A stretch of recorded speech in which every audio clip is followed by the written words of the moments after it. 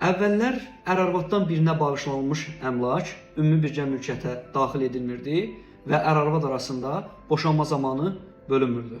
Lakin ər-arvadın ümumi əmlakının bölünməsi ilə bağlı mübahisələrdə qanunvericiliyin tətbiqi təcrübəsi haqqında Azərbaycan Respublikası Ali Məhkəməsinin 12 mart 2024-cü il tarixli qərarı ilə artıq ər-arvaddan birinə bağışlanılmış əmlak boşanma zamanı tərəflər arasında bölünə bilər.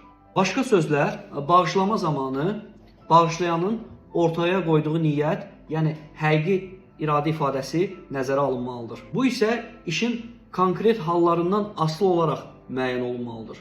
Məsələn, valideynin nikahdan qısa müddət sonra oğlunun və yaxud da qızının doğum günündə verdiyi hədiyyənin məhz övladına verilmiş bağışlanma hesab olunması ağlabatan göründüyü halda illərlə birgə və mehriban ailə kimi yaşamış, uşaqların doğulması ilə ailə bağları daha da möhkəmlənmiş, oğlu və yaxud da qızı ilə yanaşı gəlinini, kürəkənini öz övladı kimi qəbul etmiş, qaynatanın və yaxud da qaynananın mənzil şəraitinin yaxşılaşdırılması məqsədi ilə verdiyi hədiyyə bütövlükdə ailəyə verilmiş bağışlanma hədiyyə hesab oluna bilər və boşanma zamanı tərəflər arasında bölünə bilər. Birinci halda məhkəmə tərəfindən bağışlanılan əmlak fərdi mülkiyyət, ikinci halda isə ümumi mülkiyyət kimi qiymətləndirilə bilər. Diqqətiniz üçün təşəkkür edirəm.